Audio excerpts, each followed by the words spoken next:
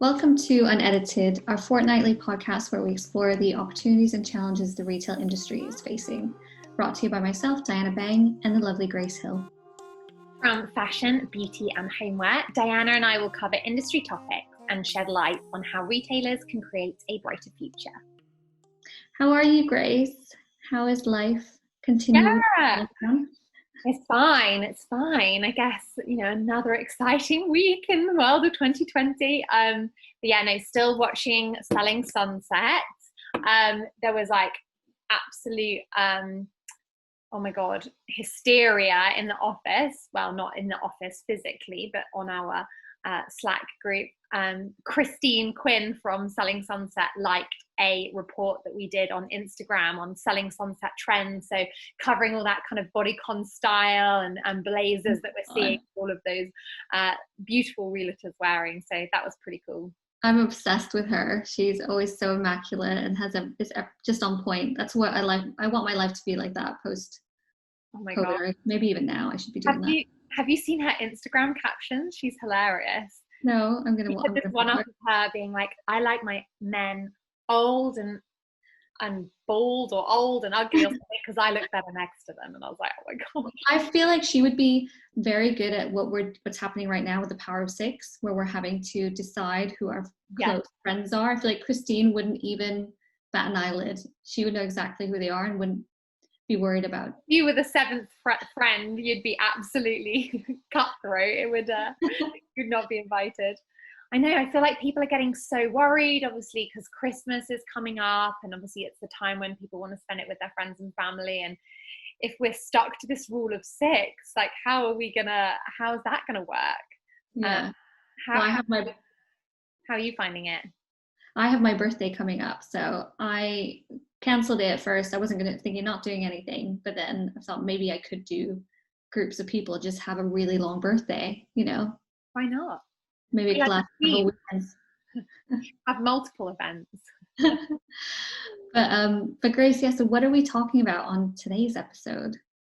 Well, today we're going to be speaking about how streaming platforms set worldwide pop culture phenomenons and trends. So think Netflix and chill, Hulu, Amazon Prime, like everything you've seen, and how that influences the products and the clothes that you guys are buying and wearing today. On today's podcast, we have our very own Heather Ibberson, retail analyst here at Edited. Welcome to the podcast, Heather. We haven't seen you in ages. How have you been these past 7 months? I know, 7 months. Gosh, I've been good. It's crazy to think that we left our office. I left like a cactus on my desk and loads of other things because I was like, this is just going to be a couple of weeks and we'll be back. So God knows when they send me my package, what I've got left from my desk. I think there's like random shampoos, probably not my cactus. It's probably but yeah, it's been good. It's definitely a new adjustment now. I know, it's so funny, isn't it? Because I remember when we got told, obviously, like even before lockdown, we Edited, we like worked from home before that for extra precaution. And I remember thinking, oh my God, like 2 weeks away, like what the hell am I going to do working from home? And now it's like 7 months later. I can't believe how much time has passed. Yeah, no, I think I left a few like cereal bars, which is highly illegal in Edited terms, in my drawers. So yeah. Well, I'm really worried because the ops team have moved our stuff to their office, and I have no idea what I have in my drawer, what they're going to find. I don't remember what I left. Well, you obviously kind of missed it too much as you can't remember. But Heather, for our listeners, I think it'd be so good to understand more about your role at Edited. Mm-hmm. Yeah, so I'm on the Analyst team at Edited, and the Analyst team are responsible for all of the articles that our customers can see in retail reports, and also currently runway season has just started, so also the runway section of our app as well. But we all kind of have like specialties on our team, so I suppose my areas that I cover are like the social media side and the influencer side. So we do a weekly report called the Social Snapshot, which is quite new, and that kind of covers everything like social media news and influencer led. And also quite excitingly, we launched our beauty verticals recently. So I've been overseeing like taking our reports for beauty, making yeah, kind of building out that area and how we can tailor our reporting to our new beauty customers, which is super exciting. So Heather, tell us more about how consumers are kind of digesting popular culture in 2020. We know it's such an unusual year, everybody's staying at home. So yeah, talk us through that. Yeah, it's super interesting, sort of the way in which, you know, like worldwide, because it's been such a worldwide pandemic, that we've all really shifted where we're getting our news from, how we're digesting popular culture. You know, we have a lot of events cancelled, a lot of things went online, and, you know, retailers and brands across, you know, all industries really had to think about how they were going to turn physical events into digital events, and how, you know, especially for retailers and brands, like how are they going to keep up this conversation and dialogue with their audience online. So I mean, it's crazy to think that it's been like pretty much half a year already. And so in sort of part of that, I guess, the discussion of what we're talking about, we've seen such a rise in streaming services and, you know, the increase in downloads and viewership from consumers. And there's some great statistics out there on this too. So in the UK, Britons reportedly spent 40% of their waking hours watching TV during the height of the pandemic, which I was definitely a part of that number. And streaming platforms saw 12 million new signups. So that's on services like your Netflix, Amazon Prime. And, you know, we also saw that across social media as well. I think TikTok passed like 2 billion downloads in April, which is huge. So just a lot more time being spent online. And, you know, it's a similar story in the US as well. A research company found that 75% of Americans are watching more streaming content than ever before. So it's a pretty big deal. And, you know, especially for retailers and brands to get on board with pop culture news. And I think it really, you know, during the pandemic, a lot of retailers and brands were quite unsure of what to post in the beginning. I think we saw a lot of, you know, Instagram accounts sort of stop posting for a bit, because I think you wanted to really find that balance between being able to speak about what was happening and connect to your audience on a more personal level, which I think was something quite new that we haven't seen before, because, you know, usually brands really want to emulate this idea of, you know,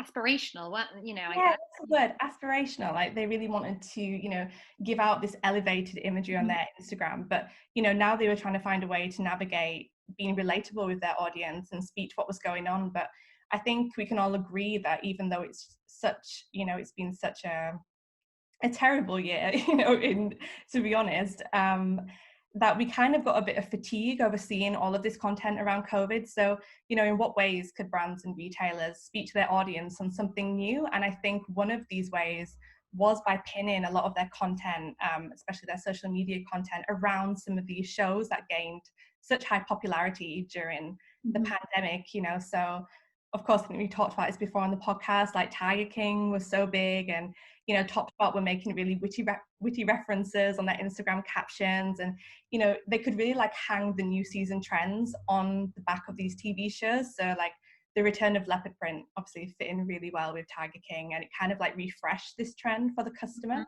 So yeah, I think, you know, we're getting a lot of our references, a lot of our new season trends, you know, and obviously, especially with runway being really up in the air for inspiration, you know, retailers were really starved of like, where do I look for like the next season trends? Where do I look for, you know, what's going to be big, the next big influencers, the next color, print? And I think a lot of that recently has been found on these streaming platforms. So yeah, it's interesting with the streaming platforms, because my mom before the pandemic had never used Netflix and didn't know how to use it, and was just like, I'm sorry, it's not working.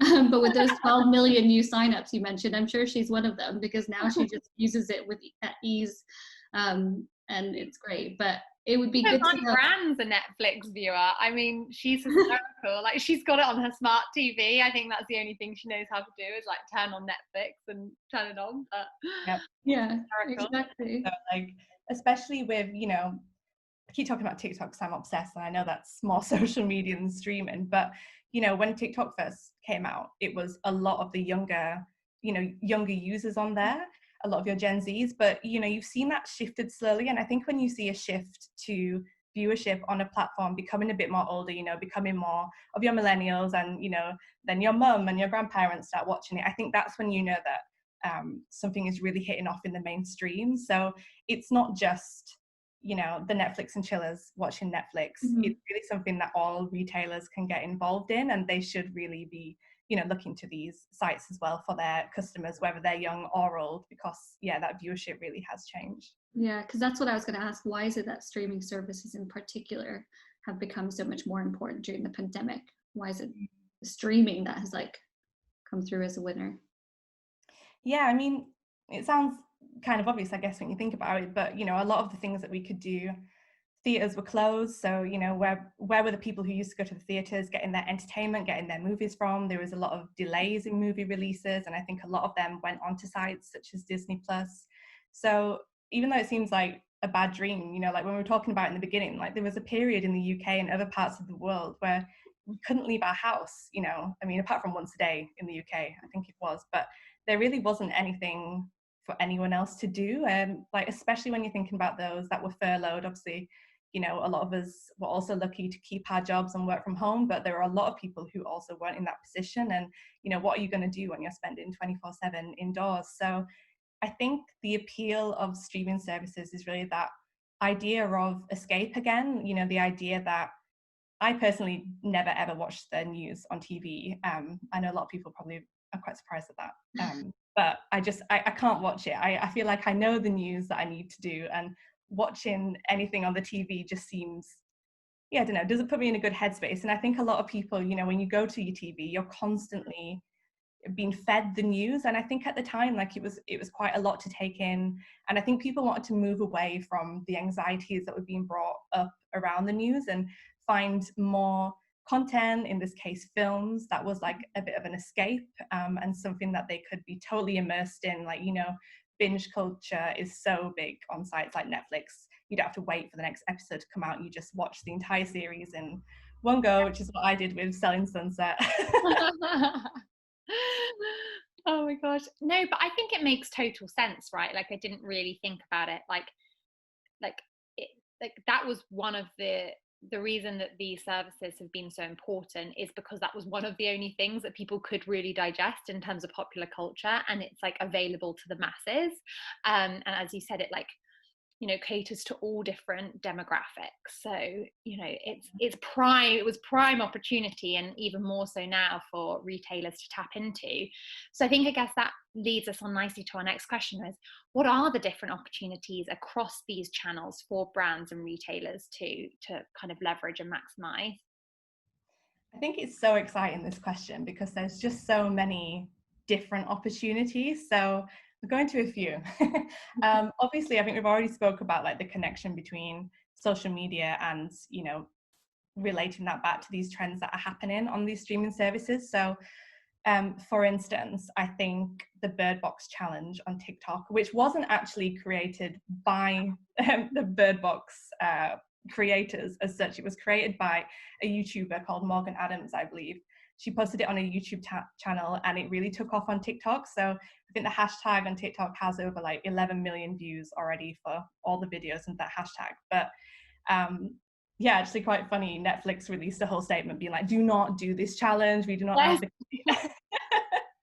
But I think, you know, apps like TikTok have become so important recently for the music industry. It's a way in which like artists are really promoting their own music, and these record labels are, you know, specifically saying to these artists, you need to work, you know, their marketing teams are working directly with TikTok in order to promote new music. And I think it's going to be a really similar story for like the film industry too, and especially those who want to, you know, I know you're saying it's such a diverse audience, but in particular for that younger audience, being able to attract them. So currently on TikTok at the moment, there's this Disney Princess Challenge, and this is where users are dressing up as like their favorite Disney stars. And I think when you think about upcoming movies such as Mulan, which has actually just released on Disney Plus, like this would have been a great opportunity for them to do like some marketing campaign where they actually put their own money behind it and help to create that hype and awareness around that release. So you know, one video alone under this like trending sound, which is called Mad at Disney, has seen over 33 million views, and it's just crazy the amount of viewership that you can get on these platforms. And I think that, yeah, similarly with how the music industry is working with TikTok and social media sites to promote newness. I think this would also be something that the film industry could definitely tap more into as well. Another way, I think obviously everyone's probably sick of hearing the term loungewear. I know that we kind of, we're kind of like, oh my God, loungewear again, but it's just not going anywhere. And obviously, Netflix and chill, you're sitting in your sweats on your bed, watching a bit of Netflix. I know that when we first went into lockdown, I purchased a ton of loungewear because I just didn't have any. And I was like, I'm sitting in all day at home. Like, this is something that I'm going to invest in. And searches within our own edited platform were up by like over 800% over the last past 6 months looking for loungewear. So, retailers are really keen to make sure that they're continuing to invest, but looking for ways to like update their current offering to keep it fresh and exciting for the customers. And that's kind of tied in part, the opportunities with loungewear with the rise in streaming services and us all just, Netflix and chilling, but, in the other way. Yeah. Well, I'm wearing leggings underneath now, so I'm wearing my flowery top, but you get business on top, casual on bottom. I'm wearing joggers as well. I'm wearing shorts because it's so bloody hot. I'm like, I literally finally getting some like final wear out of some shorts before it gets cold for the winter. Oh, I know, I just had to drag out my summer wardrobe again. I put it away after my holiday. Yeah. Gosh, another heat wave. But something we haven't spoken about, which is also quite a big opportunity, or as we know, and would be great to hear your insights on, is with licensed products. So I guess from your perspective, what have been the biggest licensed products that have been launched in 2020 or that have been trending in 2020? Yeah, I mean, licensing is such a huge area in itself. So, I feel like it's like retail, and then you've also got licensing. It's just huge. I think this year, obviously Disney. So Disney Plus launched in the UK, and I think loads of people were super excited about that. You got a lot of nostalgia from these licensed products that were coming out around Disney Plus, because obviously Disney Plus is like the entire archive of Disney. So it was a really mix of like nostalgia and new. So obviously Disney Plus, like obviously has all the archives. I know me and Dan are both huge Lion King fans, so good to see that. But we also saw like Mickey Mouse, and that was at both Gucci and at Zara. So how are luxury brands and mass brands both pursuing the same license? Because in my opinion, that seems to contradict the nature of luxury and kind of exclusivity. What are your thoughts? Yeah, I think it is super interesting that something, it's kind of pretty much the exact same print that is being used on both mass market and luxury brands. But especially when you think of someone like Mickey Mouse, Mickey Mouse is so iconic that I think it gives it that versatility to like span both of these markets. And, luxury brands kind of over the past few years have been showing like this increased interest in licensing on the runway. So, think about people like Bobby Abley, for instance, is always doing like really interesting cartoon licenses like Pokemon. I think that was at his fall 2019 show. And I think while this may seem like a contradiction to like aspirational ideas of luxury, I think such aesthetics really resonate with customers. Like the Gucci Mickey Mouse collab was just everywhere, and I remember going to Westfield and seeing queues outside I'm sure there's always queues outside Gucci store, but in particular, it was when this collaboration had just launched. So I think people really get excited about it, and the idea of having a Gucci bag with your icon, not your icon, but an iconic figure like Mickey Mouse on it is really quite exciting. Like, even though you can buy it at H&M, like you can buy it with a Gucci logo on it, I think that just gives it that extra sort of oomph. And I think mass brands, may be more reactive to other influences that would encourage licensing. Like, they'll probably do a lot more around licensing, whereas for Gucci, it was specifically, Mickey Mouse and like that iconic, Mickey Mouse print. And do you think they're more reactive because obviously they're aware of like film releases and things like that are coming out, so they're able to then tap into that? Is that kind of where you see mass having that opportunity to maximize licensing? Yeah, definitely. It's, being reactive and knowledgeable on what the upcoming film releases or the anniversaries are, and making sure that you react to that market. Obviously licensing is huge in kidswear in particular, for all of those releases. And so I think that with licensing, you have to have, there's a bigger period of time in which you need to be able to get the license in. So you have to be ahead of it. You have to make sure that you have probably, a team dedicated to making sure that you're getting you're aware of the upcoming film releases, and it requires a lot of work really to make sure that you're on top of that all year round. So yeah, particularly in kids wear especially, it's super important for those retailers. Yeah, because what are some of the key moments that you would link licensing to throughout the year, or also just throughout time? Are there any key events that stand out that retailers and brands should think of? Yeah, I mean, from like previously, I think it was recently Super Mario's 35th anniversary. So when you think about, big anniversaries like the 10th, the 20th of such X release coming out, they're really important ones to look out for that might be forgotten. They're not especially new releases, but it's a time to sort of revive that excitement around those films.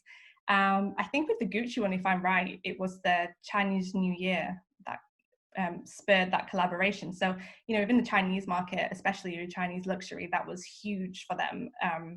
And that was a really, I think that was a really good luxury way to tap into that. Obviously, with the launch of Disney Plus for more Disney licensing, being aware of what new streaming platforms are coming out, where shows are being placed, where there's like a revival, for instance. So, Gossip Girl's being revived. I think even the Powerpuff Girls is being revived, and there's so many good like nostalgia nuggets in there that you can bring back from those films. I think millennials are always we're all over anything nostalgic. So, Friends anniversary, for instance, when is that coming up? When can you tap into bringing out some more Friends merch? And I think, retailers would do well not to miss a trick by harnessing some of this hype around the launch and promoting product. It doesn't necessarily even have to be that you're licensing. It could be that you're looking at the key trends from, say, Gossip Girl. So, instantly I'm thinking of like the short skirts, the checked patterns, the headbands. I'm also thinking of like the dark academia rise that's currently going on TikTok, and how it taps into those influences. On a similar note with kind of Harry Potter, and all these ways in that they kind of weave into each other with current trends, especially with what we see on social media. I think those kind of key moments are ones to look out for. Yeah, I thought the Gucci for the Chinese New Year and the Year of the Rat was such a clever one, because obviously Year of the Rat doesn't sound like the most commercial opportunity, and I feel like Mickey Mouse is a great way to create that Chinese New Year product, which we know is so important for the luxury market in particular.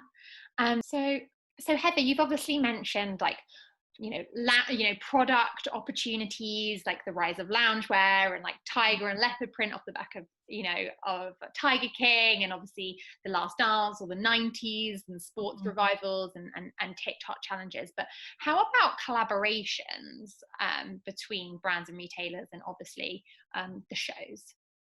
Yeah, I think this is a huge opportunity that is perhaps even from at least my knowledge, retailers aren't jumping on it as much yet. I don't know, perhaps there's some reason behind that. But when you think about the success of Love Island, there's quite an obvious example of a brand working super closely with a TV show in order to promote product.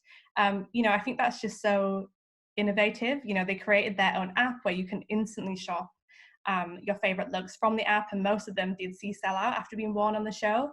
And I even found like a dedicated site called Shop You TV, which is like a blog site, and it's updated regularly. So you can shop looks from your favorite shows or your reality stars. And I think, there's definitely like, how you have Instagram pages of like Hailey Bieber's model looks or something, these like fan accounts that are completely dedicated to finding, where she wore this outfit. And I think it's kind of a bit outdated. Like I know the Daily Mail used to do, I don't know if they still do things like, shop your favorite celebrities look on their pages, but it's something that's kind of been around for a while. But I think in terms of directly working with the film to promote product on it in the same way that I saw it first and Love Island did.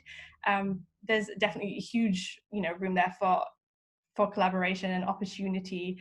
And I think it would be, super successful.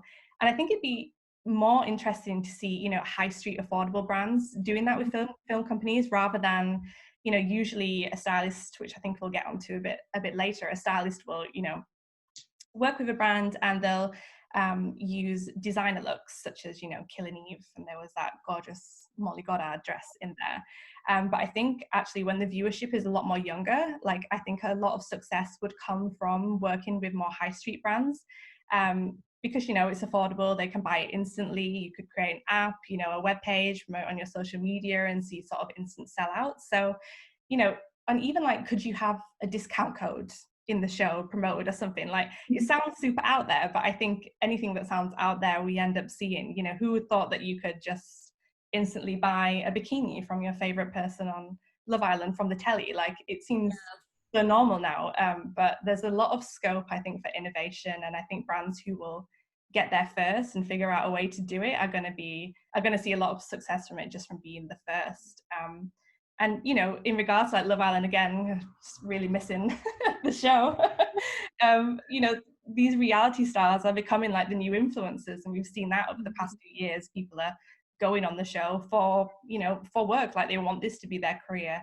And in the same way, I think, what's so great about sites like Netflix is that maybe a few years ago, actors wouldn't have wanted to, be on a Netflix original show, because in the same way, I guess with like print magazines, think about how many print magazines didn't want to go digital, or even on e-commerce sites, so many luxury brands didn't want to go digital because, print was seen and the actual physical store was seen as like the pinnacle of like where you should be in tradition. And now I think that's completely flipped in the same way with Netflix, because so many stars want to be on Netflix just because of the amount of viewership that they're going to get. Like, these series and films are being watched so much more on Netflix, so there's probably bigger budgets in there as well for them. And along with that, not even just household name actors, but Netflix really has given rise to this new wave of talent. So it's really giving these younger actors the opportunity to become like pretty much overnight success from when the viewers are watching the show. Like Sex Education, Millie Bobby Brown from Stranger Things, she's now working with Pandora. And Grace, I know you love Paul Mescal. My favorite. Oh my god, I'm obsessed with Paul Mescal. I'm always sending Diana and Heather his photos from Instagram. But yeah, that was a Hulu shoot, and he's become like an overnight success, right? He's everywhere. I mean, we knew about him before, and now everyone knows him and his chain. So absolutely. Yeah. But I was thinking what you said with the Shop You TV. Is that what it's called, Shop You TV? That's similar. It didn't ASOS start off as, well, they were called As Seen on Screen. So that's how ASOS started, was looks from shows. Yeah. I vividly remember shopping on ASOS, and I bought this pink dress that was like a Reese Witherspoon knockoff from like Legally Blonde, and like it was basically like a picture of her in this outfit, and then you bought the thing. Like, it's crazy how different it is to now. I'm a little too young for that sometimes. I remember my older sister shopping on ASOS, but I don't remember ASOS being As Seen on TV. That's crazy. That's crazy. As Seen on Screen. But it'd be interesting to know, and I guess as a takeaway for our listeners, what have been the biggest fashion moments as a result of streaming platforms? And I think everyone is already aware of the tiger print or leopard print from Tiger King. I mean, there's been so many moments that I can think of off the top of my head of like products that have just gone viral. Yes, I think we already spoke a little bit about the Molly Goddard pink tulle dress that was on Killing Eve, and that image was just circulated all around social media. And I think whenever you think of Killing Eve, you think of these iconic looks that she's worn. So we then, off the back of that, off like the success of this pink dress that everyone was just like floored with, the H&M and Giambattista Valli dress from H&M, that collaboration, that also featured that really, I think it was a mini and a long pink tulle dress. I think that saw sell out as well. And then Just this year, actually, H&M's come out with a very similar pink tiered dress, had like a little bit of a puff sleeve, and that's seen huge sellout as well. It was worn across a load of influencers, and you know, it was at a really good price point. So you can kind of even see it like go down in price point, like getting filtered from the TV show, which was this design and look, all the way to H&M sort of mass market version of that look off the back of its collaboration that it did. Another example, I think, of course, would be Fleabag. I think everyone loved that character and like the overall themes of that show, and that scene of her, like I can see it so vividly, that she stands outside the restaurant. She's got this black jumpsuit that has like a keyhole detail here. She's wearing like red lipstick, I think. She has like a cigarette in her hand, and there's just this kind of like mood and sort of sexiness to it that I think a lot of people watching that show wanted to emulate. And if I remember correctly, that came out sort of towards the end of last year, and so it was a great way for retailers to push the jumpsuit as part of, you know, their like evening wear collections for Christmas. You know, so really have a think about, for retailers and brands, where these products, you know, sit within like what you want to be offering, especially now as we're coming up as well to planning for Christmas season, and you know, we're looking for what influencers can we use to push products. I think it's a really fun way to have a look at, you know, what's been a big trend or moment from a TV show, and pushing that way, because I think a lot of consumers of, you know, these streaming platforms and films, you know, you find yourself kind of like identifying a bit with some of the characters and wanting to dress like them maybe, and you want to kind of emulate some of their characteristics. So I think that's, you know, social media again playing like a vital part in making these products go viral. Absolutely. Or you have your ex-boyfriend telling you that they think they're like Connell from Normal People. What? Is that what all the men want to? Yeah, all wearing chains. On Connell, what's their oh my god, I love Connell. But men's jewelry surely has seen an absolute surge off the back of that, or the girlfriends buying it for them. Yeah, right. Like I think at Mr. Porter men's jewelry, is that right? Saw like more of an interest in surge in searches and sellouts off the back of that. I think off the top of my head, there was also Gucci released a pair of like white, sort of tighty whitey shorts, and a lot of people were saying that was influenced by the actor who always wears these like really super short white shorts. So it's not confirmed, but it's been, you know, very widely speculated. But again, you know, as we were saying, these characters and these actors have become people of influence. You know, it's certainly going to be that people are looking to buy what they're wearing. So yeah. Do you have anything more on the kind of the 90s and the streetwear with The Last Dance? I know that was obviously a huge documentary and show for Netflix, and I know my brother has been obsessed with buying kind of like 90s Nike stuff on Depop off the back of that.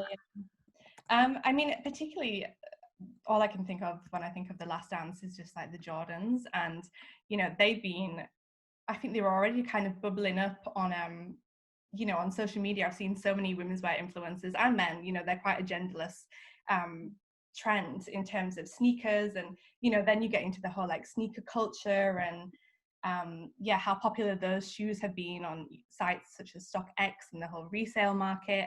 So that's really iconic, and I think again, like it's just speaking to how important nostalgia and escapism is in like driving these trends. So you can also, off the back of the sort of watching, you know, the film, we were like watching these iconic scenes from basketball, and in a similar way you can think of, I say, the UK equivalent maybe would have been like the Premier League. So you know, when that got called off, there were a lot of YouTube was streaming, you know, really old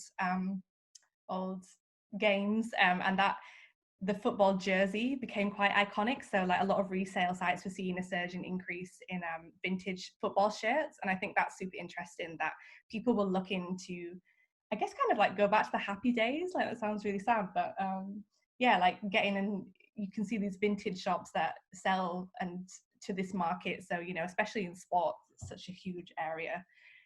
These nostalgic tees, you know, the 90s has been around, I think, for ages in fashion. It doesn't seem to be going anywhere. And again, it's a new way to like pin a current trend, a nostalgic trend, on something new. So it can be pinned onto The Last Dance and the influences of Jordan. You can also think of like, you know, his like what he wore to the games, like these baggy suits. Yeah. Oh my God, because he was obviously like, basketball players are so tall and broad, like, and then the fact that you would see like people like Scottie Pippen and Michael Jordan, and they were wearing these baggy suits. I was like, I can't even imagine how much fabric was created to like create that look. Yeah. In terms of like Jordan products specifically, and obviously that's in partnership with Nike. Initially, after the release of the docuseries, Topps experienced the most number of sellouts because it's a really accessible price point for fans to get their hands on, rather than the sneakers, which are obviously sold at a much higher price point and can often only be found on these resale sites. But footwear overtook the number one category for Jordan product sellouts since. And I think, throughout the film and that docu-series on The Last Dance, that was such a big moment within it, talking about the Jordan sneakers. And just in terms of like overall trends that emerged for fall 2020 from the show, there are obviously like jersey co-ords and the tracksuit, which has lended itself in nicely to the sort of revival of the loungewear movement. Also seeing like polo shirts and double denim, and obviously the suits that we were talking about as well, in particular in some nice like brown hues. And all of this, we've got loads of articles on Edited that our customers can find if they are an Edited customer. So, definitely do some deep dives into some of our articles that we have on these shows, and and how you can work that into your next season assortment. Amazing. I know so much good resource and like reports on there about the trends that have come from these shows. And so Heather, tell us more about how stylists play a part in the growing influence of streaming platforms. I know we've mentioned kind of the use of all these this amazing product on shows like Killing Eve with the Molly Goddard dress. Yeah, I mean, stylists are so important and probably even like underrated. They're like the sort of they're working behind the scenes, but no one, if you're not in the fashion industry, you don't really know who they are, but they're so important to, creating these trends and getting designers' names out there. And, where one stylist would be making or, working with other designers to create dedicated costumes for the shows, we're now seeing them use more designer collections to dress the cast. And this is like a great promotion for designers themselves, but also makes the film a lot more relatable. For the viewer, they can purchase these products themselves. They've maybe seen that product on the catwalk. There's a bit of excitement around seeing it on someone on their screen, their favorite actor. But in particular, I really wanted to highlight some great stylists who have done some great work in highlighting Black brands and designers, which I think, during this year has been super important and has played a big role in a lot of the films that we've seen come out recently, and a lot of the popular series. So, take for instance, Black is King. This was like the recent visual album film from Beyonce that was put on Disney+. So Beyonce worked with a stylist, Zanira Akers, and she created not just these like amazing visuals for the entire songs, but she highlighted over 70 Black designers, and that was super powerful. The two of them created this directory of Black owned brands on Beyonce's website, and that has served as like a fantastic resource for anyone, for both retailers who are looking to stock more of these Black brands, for the consumer themselves who are looking to buy from more Black owned businesses. And I think I also can't not mention Shiona Turini here, who I just absolutely love. She's the costume designer for Insecure. I think she came on in the third series, but Insecure is such a huge series in the US. And I was listening to an interview of her where she was talking about, what she wanted to bring to the show. And she really wanted to like bring the characters' stories to life through, highlighting Black designers and adding her own personal touch to the story's aesthetics. And it made it, super relatable for the woman who is watching that film and series. And yeah, I think she's a great stylist. And she also worked on Beyonce's Formation video, I think, which, yeah, we can already kind of like see from, previous how big iconic music videos, like for instance, I'm just thinking of WAP, like the hound's thing that Normani wore, and more leopard print. But the way that some of the style from these music videos has become so big, I think in the same way we're also seeing that now as well with these films and series as well. So that's great to know more about them, because they're usually not someone that has a limelight on them. So you spoke about earlier about those key fashion moments. So it'd be good to understand how do you make a product go viral? Like, what are the key elements that are consistent or that needs to be considered for our retailers or brands that are listening to this podcast? Yeah, I mean, I think that's like the $1,000,000 question, isn't it? How do you make a product go viral? It's kind of like the key to success that all retailers and brands want to know and want to have a viral product. I think some key ones would be, don't disregard influencer marketing. Off the back of a lot of kind of this season's hero dresses that we've seen, they've been a lot of the brands such as Cult Gaia and who else can I think of, with Jean, they've worked with influencers, House of CB, to promote particular styles and collections. And so yeah, definitely influencer marketing. Make sure that you're working with influencers who speak to your aesthetic, get that product online. I also think what is really good is having a distinct print, and something that I'm kind of noticing a bit more lately is like prints becoming the new logo. So again, I'm thinking of with Jean, and there's like that green floral dress that went viral. And I've seen really good sellout. And I think it's because you look at that dress and you instantly know who it's from, and you kind of want to be a part of that group. You want to be a part of that community. Like you want to be the with Jean girl or the Ganni girl. So definitely making a distinctive product. That is still obviously trend led. It's a floral print, but doing it in your own way. And then kind of the other two bits, more on price. I think you want it to be like the sweet spot of a price. So take for instance the H&M pink tier dress that we spoke about earlier.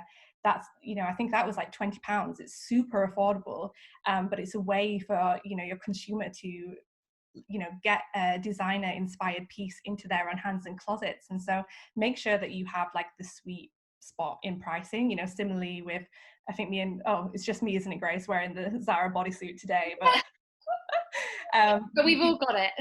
But we've all got it. That's such a viral piece because it's super affordable. I think it's like $12.99 or something, and it hits that sweet spot again of accessibility.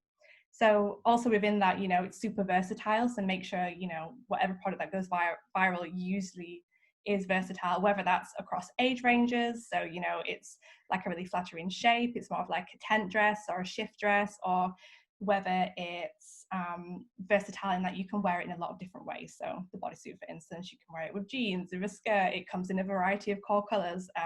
Yeah, I think all those things are kind of key to viral success. And I know Grace and I will be very sad that we've heard the Keeping Up with the Kardashians will have its final run in 2021. God, get devastated.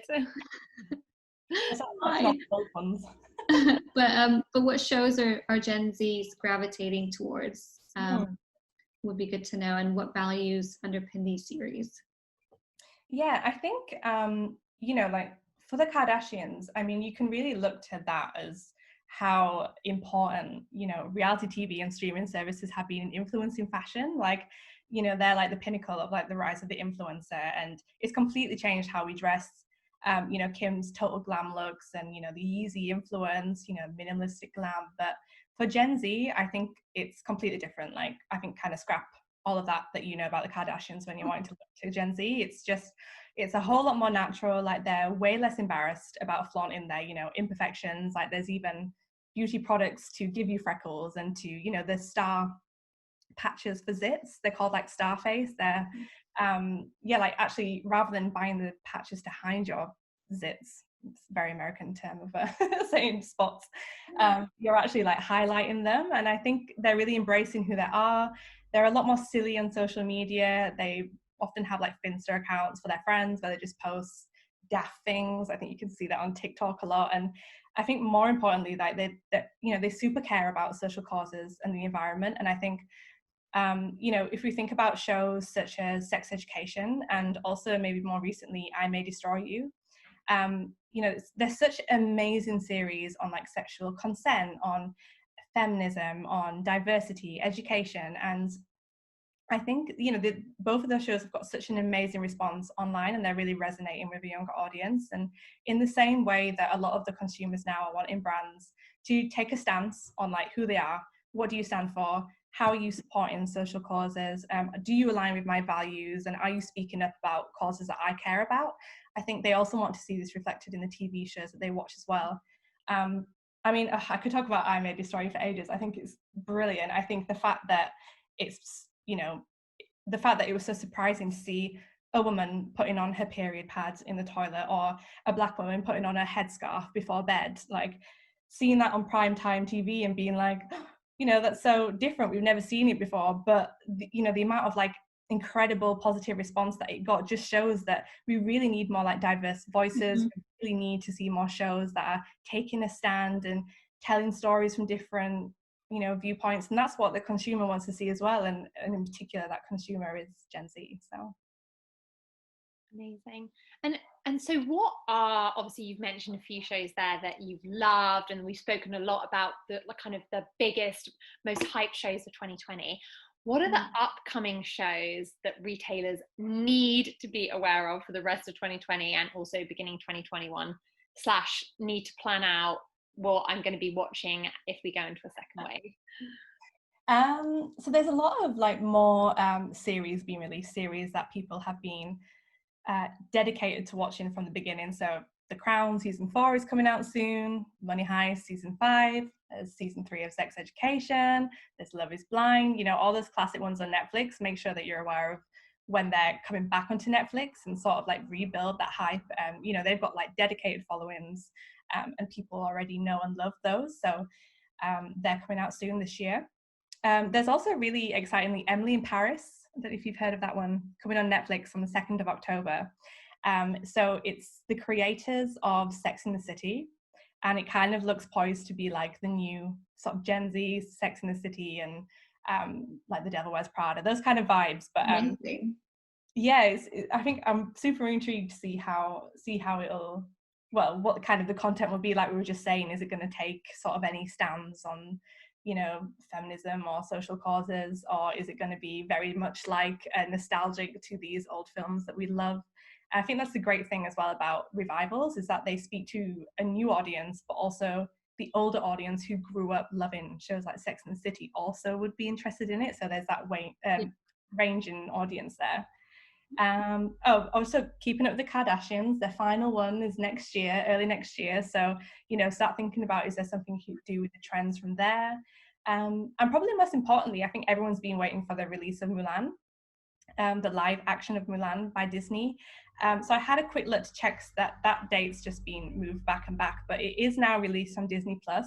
It's an extra fee for subscribers, but it'll be made free for all subscribers of Disney Plus in December. So definitely, I think that's been like a big one, especially for licensing. You know, if there's any quick ways that you can jump in on that, definitely do, especially for your kids' wear retailers. And I think this just goes to show like how important streaming platforms have become, because you can, you know, upload and release movies there so quickly, whereas you're not having to wait for cinemas, you're not, you know, to release it in the cinema or in the physical realm. I guess in the physical world, like I don't exist there anymore, I just exist digitally. But like, you know, for instance, I really wanted to go and see Tenet. I don't know if you've heard of, no? Tenet. Oh no, I've seen Tenet. It's very, I still don't know what happened, but it was very good. It was very good. See, I'm dying to see that, but I don't want to like trek too far out of my house, if I'm honest. So if that was released on Netflix or any of these streaming platforms, I'd be all over it, and I'm really sad that I have to go outside. Those are some interesting trends that you've mentioned, you know, thinking about nostalgia.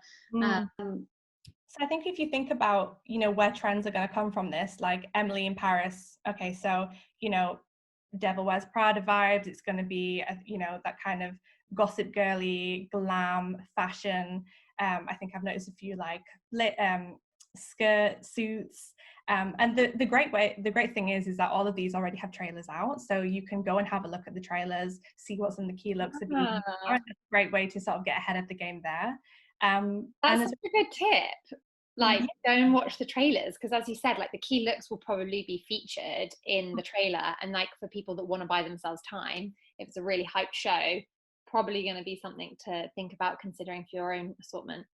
Yeah, definitely. You don't have to wait until the show comes out. There's going to be, the trailers are out already. You can probably see some like behind the scenes stills, so you can get some glimpses of what it's going to be about and prepare for it that way.